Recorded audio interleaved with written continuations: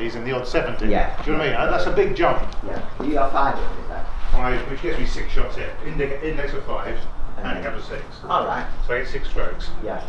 So I played to 8 yesterday, and I played to 11 today. But after 4 months off, it's not. If you told me that before, yeah, you'd play. You took it. Yeah.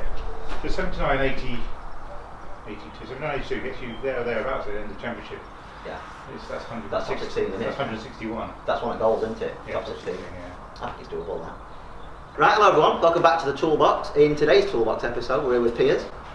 Yeah. This is Piers' first session. We've known each other for what, like 5 years now, I would imagine? Something like that. Are you looking forward to it? Yeah, really good. I'm very much so looking forward to it as well. As we did in Alex's session, we're here in the studio at Ickleton again, in the teaching bay, so we're going to get some dry ball data off the GC quad. Our next session will be venturing out onto course, just to see how some of the course management stuff is faring, even at this early stage of the return to golf. So we'll get the quad set up, we'll hit some 7 irons, might hit some drivers, depending on how it goes, see what the numbers are like, and then see where we go from there. Excellent. Sound alright? Yep. Beautiful.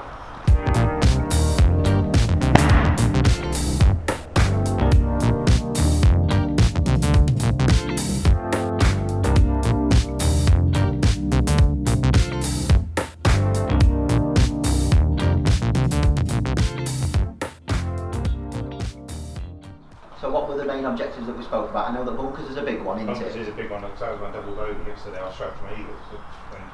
So you think you've dropped, we're at 11 in end? Yesterday was 8.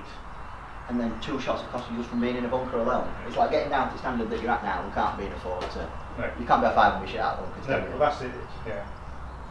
And then, yeah, I want to be regularly mid-70s, Yeah. but coming out regularly high 70s, low 80s. Got you. So a lot of it then is going to be looking at statistics and stuff like that, isn't it? Have you used that tailor-made Mind Around Pro app yet? I'll show you how to use it. It's really, it's like strokes gained. Okay. So it's how good you are See compared Mark to... Costa talk about it. Yeah. He does all his against scratch handicappers and torpos, whereas you could do yours against 5 handicappers, Right. stuff like that. So I'll show you. See where you're doing well. Yeah, and then we can include your stats in these videos and then move forward from there. Shot patterns creeping in since you returned? Left, if anything. Okay. Like drawing left or No, more of a pull. Sound good shot. You've been good so far at controlling the height of your strike. Yeah. You just got around a little bit. That's something I think I've felt the last couple of days. I'm not quite in the middle of my club. That might just be that. Do you know when it comes to dialing in strikes, I think you've just got to pound a load of balls Yeah. in order to find middle. You better dolphins know how to move the strike around. Ooh. Hit it. Yes. I like that. That's a good shot. Better. Strike the eye that time. Nice. Right, so that's the first batch 7 irons done. Let's have a look at some numbers. Right then, let's have a look at them numbers. I'll pull these up on screen for you guys at home so you can see them now. First of all, let's have a look at like strikes and stuff. So they're a little bit dotted around. Your strikes from a high to low basis are really good and really consistent. You just get a little bit of dotting around when it comes to heel and toe. I think a lot of that buys into the fact that we had 2 months off and you're just coming back. Yeah. I think with a lot more practice and just a lot more dialing in your strike, you'll start to find middle a lot more. One thing that you're really good at is delivering a neutral lie angle. When we have a look at this table view, backspin wise, you're like 4,900, that's with a 7 iron. So usually you'd expect it to be like 6,000. Unfortunately, with the inconsistencies of golf balls we've got, that's why I think we tend to see like the differences. On your good strikes, you can get it up near 7, and I'm leaning to think that's more like using a Pro V and better balls, stuff like that. Average carry 144, but we have got a couple of missed strikes in there. I think if we cut those out, you'd be more like 150. Yeah, I think 150 is fair for your 7 iron, isn't it? Offlineness, you tended in that batch to be more right at target than anything else, so it's just like a little bit of a push. Yeah. When we come to look at your club data, that leads me to think that your path is going to be to the right. Which is. Yeah. So, like the shots that we saw out there were just like straight pushes. When we look at your face to path relationship, it averages at 0. So all that's happening in a minute is you're literally just pushing it to the right with a very square club face. Right. So literally it's just a straight push. Angle of attack is 4 down, which is perfect. That's like Tour Pro, just where I want to see it. Efficiency is mainly strike based. You've had a really good one at 1.32, 1.35. It's averaging at 1.3, which is pretty good. Okay. It's only your missed strikes when it drops to like 1.2 that's letting you down. Lie angle is superb. To see like not that much variation all the way down is like really good. As is that these 2 here is like the reason why you've been so successful at getting down to 5. Okay. So if we can keep these as they are whilst we're changing other stuff like lengthening, distance and stuff like that, that'd be brilliant. Loft that you deliver is really good. One thing that I look to see is, can you deliver less loft than what's on the club? 7.9's about 32 degrees, you're delivering 26. Right. That's mint. Really good. And that pretty much is that. So, way that you can play with your straight push at minute is either aim down the left and do a Trevino and just push it onto target, or you could look to straighten out your path. Yeah, ideally just straighten it. Yeah, so if that's the route that you want to go down, we can do a little bit of manipulating today. And there might be a couple of fades creeping as we look to change your path. Okay. But if we're searching for that to be zero, then that's I think it's a good game to start with, a good game to play, isn't it? Great. Alright, that makes sense. Yeah, that's good. So, right, without implementing any drills or anything, if we're trying to get your path to zero, I just want to see you freestyle it. I want to see if you can work it out So, to zero. I'm coming like that? Yeah, on average 4 degrees that way. Rather than coming... Yeah. Great. Path was at 1.1 degrees into out that time. Strike them in. Without no manipulation whatsoever, I've not put any drills in place for Piers here. I only asked him to reduce his path from 4 and get it as close to 0 as he could. As you can see, it's down to 1.1 whilst maintaining a really good strike. We've got a skilled golfer on the hands here. You know my favourite thing about this, right? You know, with a lot of golfers, as soon as we change the path relationship, the face changes accordingly. Right. We've managed to keep your face at 0 whilst moving the path, which is like super skill. That was 0.5 degrees into it. So it shows what 0.5 degrees looks like. I can show you what 0.5 degrees looks like. Well, I'd be happy with that shot. That is, if we're going for like neutrality, a 0 path, a 0 face, and a second strike. Yeah. If you want to hit a mid straight iron, that's how you do it. So my favourite thing about this one, the way that it improves your golf, is that, you know, when you relate it back out to playing, of course, you have to see these straight lines. And you have to be aware of what like an inside path looks like compared to what a straight one does. So I wouldn't have known until that data. Yeah. I wouldn't have known that that's... And now that you've told me, I need to... Slight alterations in it. One good thing as well is, like, you can almost relate it back with you to your start direction. So you know, we just started to see your golf ball set off to right hand side of driving range. And then all of a sudden you start picking it over them balls. So you're thinking that path bit more to right hand side. 2 or 3. One, and yeah, it was one with a slight heel strike, so the heelness of it could have meant maybe attempt a little bit more out that way.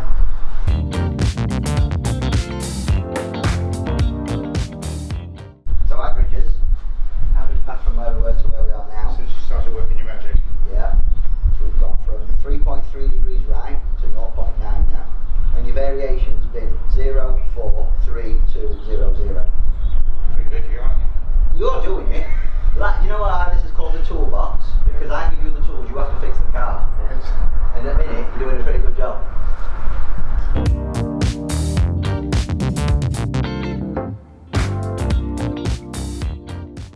Path has now just started to move slightly out to in. So, I don't know, would you say you find it easier to control a fade or a draw?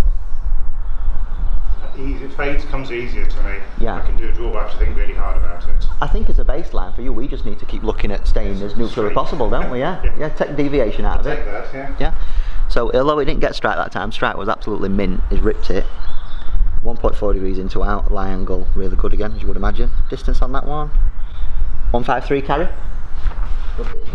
Like long term, looking to gain you a bit more speed. Looking at your efficiency, this is probably as far as you can hit it with this speed. Yeah. So striking everything, the way that you're delivering that good impact, this is as far as it's going to go right now. I think it's almost as fast as I dare swing it, because I know what happens if I start swinging faster. And then it goes right over Yeah. again. Club head speed, just out of curiosity, is averaging about 80 miles an hour. Okay, with the 7 With the 7, yeah. So contrast that to like me, I'm more like 90 and above, and I think I hit my 7 iron about 170. Okay. So, not saying that one's better than the other. No. Doing well. Yeah. Happy days. Go home, shall I? Right, that's it for today. Thanks so much for watching. Do the usual, like, share, subscribe. Just do that all the time. Just about all the time. Yeah, it's easy this game.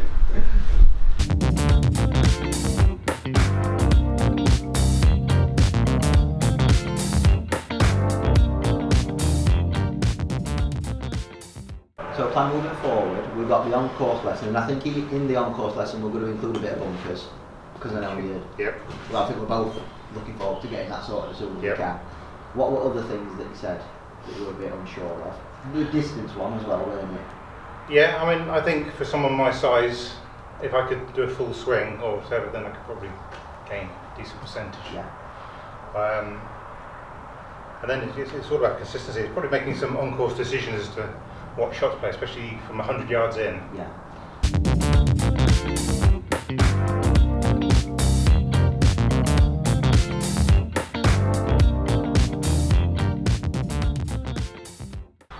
You hit your...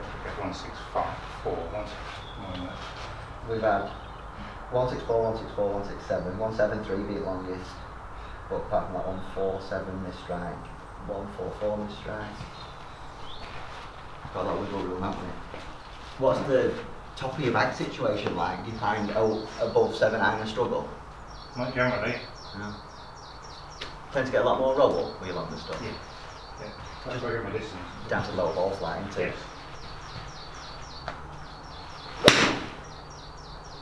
So, for you to get the gap wider with your longer stuff, you need more speed and a little more lofty level. Okay. Persevere with 5. Yeah, might be worthwhile for us to start the speed stuff early then. Yeah. Maybe it being a case of when you're playing for score, you play your normal swing, and then in the meantime, like on the back burner, we just try and keep ramping it up. Okay. Right, so 80.9 miles an hour. Right, so we go.